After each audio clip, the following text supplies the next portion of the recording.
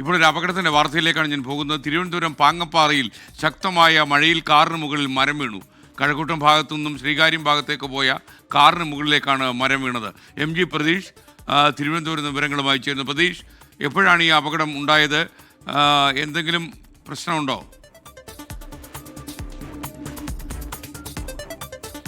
SK ഇന്ന് രാത്രി 8 മണിയോട് കൂടിയാണ് കാറിന് മുകളിൽ മരം വീണത്. തിരുവനന്തപുരത്ത് രാവിലെ മുതൽ തന്നെ ശക്തമായ മഴയും കാറ്റുമുണ്ട്. ഇതിന്റെ ഫലമായാണ് ഇത്തരത്തിൽ റോഡിൽ മരം ഒടിഞ്ഞു വീണത്.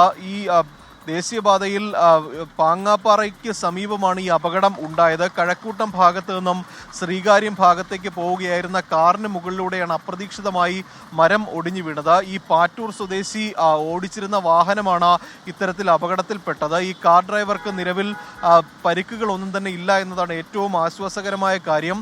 ആ ഘട്ടത്തിൽ അവിടെ ഉണ്ടായിരുന്ന നാട്ടുകാരും പിന്നീടെത്തിയ ഫയർഫോഴ്സും ചേർന്നാണ് രക്ഷാപ്രവർത്തനം നടത്തിയത്. തുടർന്ന് ഈ മരച്ചില്ലകൾ ഇതിനോടകം തന്നെ അവിടെ നിന്ന് മുറിച്ച് മാറ്റിയിട്ടുണ്ട്. ഈ അപകടത്തിന് പിന്നാലെ ഏറെ നേരം ഈ റോഡിൽ ഗതാഗതം തടസ്സപ്പെട്ടിട്ടുമുണ്ട്. എന്തായാലും ആശ്വാസകരമായ കാര്യം, മറ്റ് പരിക്കുകളൊന്നും തന്നെ ഇല്ലാതെ ഈ കാറിലുണ്ടായിരുന്ന യാത്രക്കാരി രക്ഷപ്പെട്ടു എന്നതാണ്. ഇത്തരത്തിൽ പലയിടങ്ങളിലും മരം ഒടിഞ്ഞു വീഴുകയും മരച്ചില്ലകൾ ഒടിഞ്ഞു വീഴുകയും ചെയ്തിട്ടുണ്ട്. ഇത്തരത്തിലുള്ള ഒരു മഴക്കെടുതികളാണ് തിരുവനന്തപുരം ജില്ലയിലും പലയിടങ്ങളിലും ഉണ്ടായിട്ടുള്ളത്. എന്തായാലും ഈ മഴ വരും ദിവസങ്ങളിലും കൂടുതൽ ശക്തമാകാനുള്ളൊരു സാധ്യതയാണ് SK ഉള്ളത്. അതുകൊണ്ട് ഈ പുറത്തിറങ്ങുന്ന ജനങ്ങൾ അത്രത്തോളം ജാഗ്രത പാലിക്കണമെന്നതാണ് കാലാവസ്ഥാ വകുപ്പും ഈ ദുരന്ത നിവാരണ അതോറിറ്റിയും അറിയിച്ചിരിക്കുന്ന ജാഗ്രതാ നിർദ്ദേശം.